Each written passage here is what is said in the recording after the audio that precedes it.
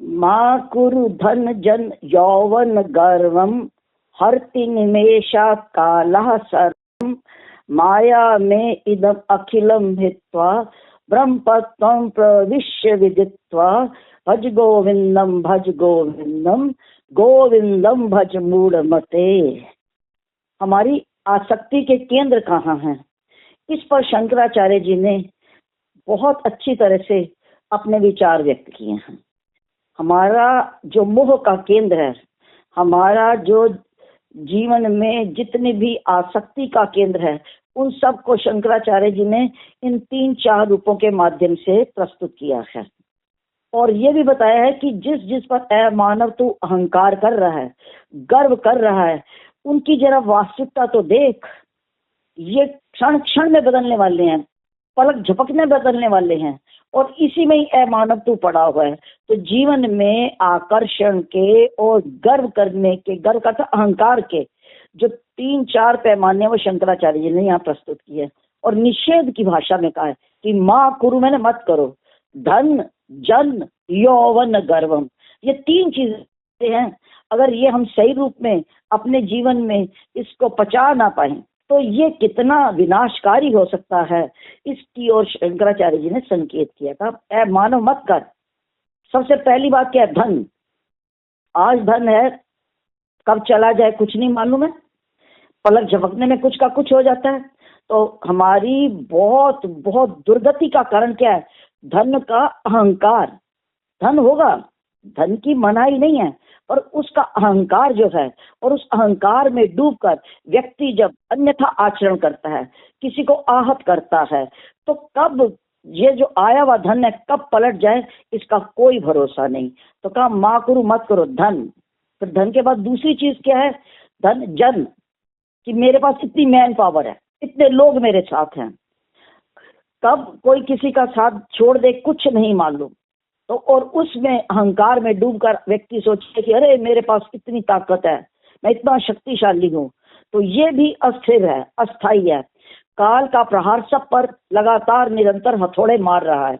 तो माँ कुरु धन जन यौवन, यौवन का गर्व तो ऐसा है कि व्यक्ति कहाँ का कहाँ पहुंच जाए कुछ नहीं मालूम। ये और उसके बाद वार्निंग दी है, इन 3 चीजों पर अगर गर्व कर रहा है ऐ मानव, हर्ति निमेषा काला सर्वम। काल निमेषा पलक झपकने की देर में सब हर लेता है। जीवन आगे क्या किसी के होने वाला है, अगर ये कोई जान ले तो फिर तो हर व्यक्ति अपनी जिंदगी का नक्शा ऐसा बनाए जिसे सुंदर से सुंदर रंग भर दे और प्रतिकूलता के लिए कोई काला रंग ना छोड़े। पर एक हवा का झोंका आता है, हमारे बनाए हुए नक्शे, हमारे बनाए हुए रंग उसमें जो भरे होते हैं उनको पलट देता है। तो कहा ऐ मानव सचेत हो जा, इनका गर्व छोड़ दे। तो फिर कर क्या? माँ कुरु धन जन यौवन गर्वम हर्ति निमेषात काला सर्वम माया में इदम अखिलम हित्वा। इन सब को किसका विस्तार जान? ये माया का विस्तार है, और माया का विस्तार तो अनंत है, अनिर्वचनीय है माया, इसलिए कि जिसका जितना भी कथन कर लिया जाए तब भी वो संपूर्ण रूप से उस कथन की सीमा में नहीं समाती, वो उससे आगे है, इसलिए माया अनिर्वचनीय है। पर अंत है माया का, है अनादि, पर इसका अंत निश्चित है। वो कैसे होगा इसका अंत? ज्ञान से होगा। तो ज्ञान की ओर शंकराचार्य जी प्रेरित कर रहे हैं कि इनकी वास्तविकता है मानव तू देख ले। अगर तूने अपना सुख इन 3 पर टिकाया हुआ है, मैं प्रायः कहती हूँ कि व्यक्ति के सुख के 3 आधार हैं, चौथा कोई आधार ही नहीं है। पहला है व्यक्ति, दूसरा वस्तु, तीसरा परिस्थिति। अब इन तीनों को टटोल कर देख लो। हर व्यक्ति बिछड़ने वाला, कोई हमसे बिछड़ गया, किसी से हम बिछड़ गए। व्यक्ति, वस्तु, कोई ना कोई वस्तु होगी, मैटर होगी, और परिस्थिति, परिस्थितियां कब चक्कर पलट जाए, कहाँ की कहाँ पहुंच जाए, ये किसी को मालूम नहीं है। इनका गर्व ना करो। तो कहा ब्रह्म पत्वम प्रविश्य विदित्वा। ऐ मानव तू अपने कदमों को कहाँ बढ़ा? ब्रह्म तत्व की ओर। वहां उस तरह अपने मन की गति को वहां ले जा, क्योंकि अगर मन की गति ब्रह्म तत्व की ओर चली गई तो ये अज्ञान के सारे बंधन, ये माया का विस्तार, ये धन, ये जन, ये यौवन पर टिका हुआ तेरा ऐ सुख, और उस अहंकार में डूबे हुए मानव तेरा कल्याण होगा। तो किससे कल्याण होगा?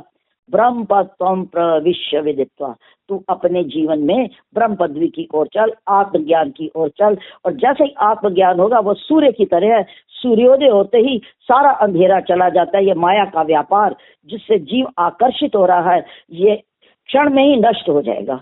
यही इस श्लोक का सार है जो शंकराचार्य जी ने यहाँ प्रस्तुत किया है।